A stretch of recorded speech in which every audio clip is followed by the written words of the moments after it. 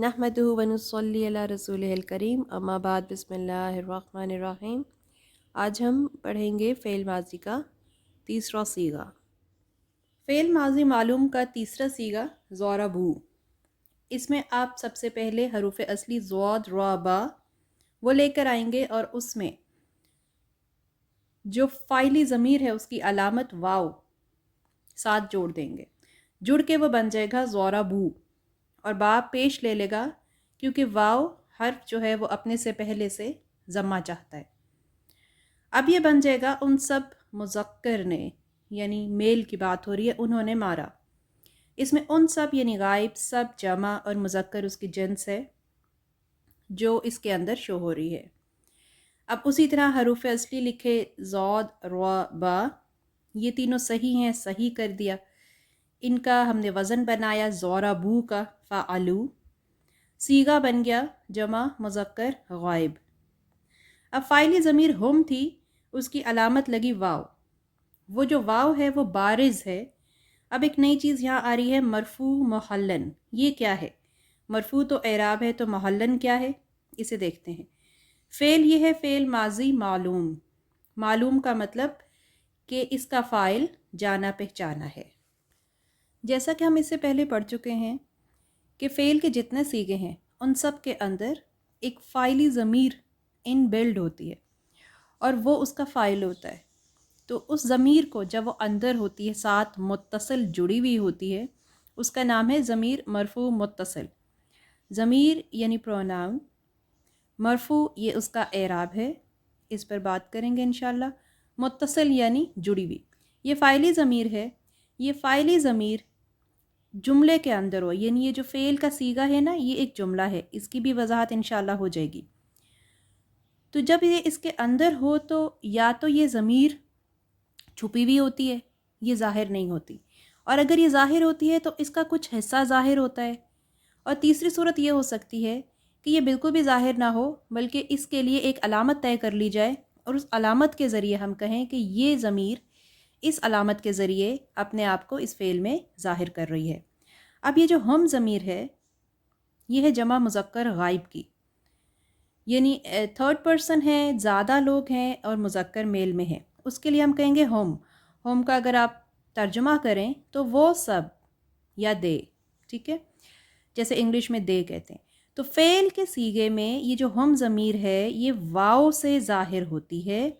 जैसे ये ज़ाराबू आपके आगे लिखा हुआ है, ज़ाराबू तीसरा सीगा है। ज़ाराबा पहले हरूफ असली, उसमें हमने एक वाव मिला दिया, ये वाव ज़मीर का है। ये वाव ज़ाहिर करेगा कि ये इसकी फ़ाइली ज़मीर है और ये जमा मुज़क्कर गायब है। तो ये ज़ाहिर हो रही है वाव के ज़रिए। तो ज़ाहिर होने के लिए अरबी में जो इस्तिलाह इस्तेमाल होती है वो है बारिज़। बारिज़ का मतलब है सामने आ जाना, रोज़े रोशन की तरह दिख जाना। आपको पेपर पे लिखी हुई ये अलामत नज़र आ रही है तो उसको बारिज़ कहते हैं।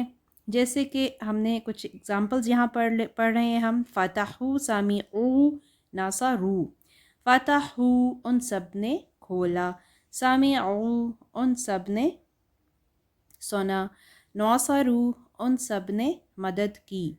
इन सब के अंदर जो फ़ाइली ज़मीर है जो जमा की है वो वाव है और वही ज़मीर जमा मुज़क्कर गायब है और इस सीगे को बोलेंगे फ़ेल माजी का सीगा जमा मुज़क्कर गायब। जो फ़ेल से मुतल्लिक़ा ज़मायर हैं उनकी हम अगर खसूसियात देखें ग्रामर के लिहाज से, तो आप लोग ये याद रखिए कि ज़मायर इसम मारफ़ा हैं। उसके अलावा उनका अदद होता है, यानी या तो वो वाहिद होती हैं या तस्निया या जमा। और फ़ेल के अंदर गायब, हाजिर या मुतकल्लिम। गायब यानी थर्ड पर्सन, हाजिर यानी आपके सामने जो बैठा है जिससे आप मुखातिब हैं, और मुतकल्लिम आप ख़ुद जो बात कर रहे हैं। इसके अलावा इनकी जिन्स भी होती है मुज़क्कर या मुअन्नस। अब सबसे अहम चीज़ यानी इनका एराब। इनका एराब होता है और वह मरफू, मंसूब या मजरूर होता है। अब इससे क्या मुराद है? तो वो ज़मायर जो फ़ेल से बराहे रास्त ताल्लुक़ यानी डायरेक्टली फ़ेल के साथ कनेक्टेड होती हैं वो दो ही हैं और वो दोनों ही फ़ेल के साथ متصل ہوتی ہیں ایک جملے کے اندر. اب اس میں ایک تو لازمی ہر وقت متصل ہوتی ہے اور دوسری اکارڈنگلی ہوتی ہے یا نہیں ہوتی ایز پر دا ریکوائرمنٹ. ضمیر مرفوع متصل یعنی وہ متصل جڑی ہوئی ضمیر جس کا اعراب مرفوع ہے وہ یا فاعل ہوگی یا نائب الفاعل. فاعل تو آپ جانتے ہیں، نائب الفاعل کیا ہے یہ آگے آ جائے گا. دوسری ہے ضمیر منصوب متصل، یہ بھی جڑی ہوئی ہوتی ہے لیکن ہر وقت نہیں. ایک فعل کے ساتھ کبھی اس کا مفعول شو ہوتا ہے کبھی نہیں ہوتا، اور اگر وہ شو ہوتا ہے تو پھر اس کو ہم اس ضمیر کو منصوب متصل کہتے ہیں. لیکن اس کو بھی ابھی ہم نے نہیں پڑھنا، ہم اس وقت فی الحال جو پڑھے ہیں وہ ضمیر مرفوع متصل ہے. جی، تو ضمائر کا اعراب کس طرح ہوتا ہے اور کیسے پڑھا جاتا ہے؟ ضمائر کا اعراب مرفوع، منصوب یا مجرور ہوتا ہے. سوال یہ ہے کہ ضمائر کا یہ اعراب جملے میں اپنا اظہار کیسے کرتا ہے، یعنی شو کس طرح ہوتا ہے. تو جان لیجئے کہ ضمائر اپنے اعراب کا اظہار اپنے ایڈریس کے حوالے سے کرتے ہیں، یعنی آپ کو ان کا محلہ جاننا ہوتا ہے کہ وہ کون سا ہوتا ہے. کیا مطلب ہوا اس بات کا؟ ضمائر کی لوکیشن یا ان کی پلیسمنٹ دیکھنی ہے کہ کہاں پر ہے. اگر وہ ضمیر ایک فعل کے اندر لوکیٹڈ ہے، اس کے اندر ان بلڈ ہے، تو پھر وہ فاعلی ضمیر ہے اور اس کا اعراب مرفوع محلن ہوگا. نائب الفاعل بھی وہ ہو سکتا ہے، لیکن نائب الفاعل فی الحال ہمارا ٹاپک نہیں ہے. ہم فعل ماضی معلوم پڑھ رہے ہیں اور فعل ماضی معلوم میں جو ضمیر پڑھ رہے ہیں اس کا اعراب مرفوع محلن ہے اور یہی لکھا جائے گا. اچھا، اگر ضمیر بالکل فعل کے ایڈجیسنٹ یا اس کے بعد واقع ہوئی ہو تو پھر وہ آبجیکٹ یا مفعول بنتا ہے جس کے اوپر فعل واقع ہوتا ہے، اور اس کو پھر منصوب اعراب دیتے ہیں اور اس کو کہتے ہیں کہ اس ضمیر کا اعراب منصوب محلن ہے.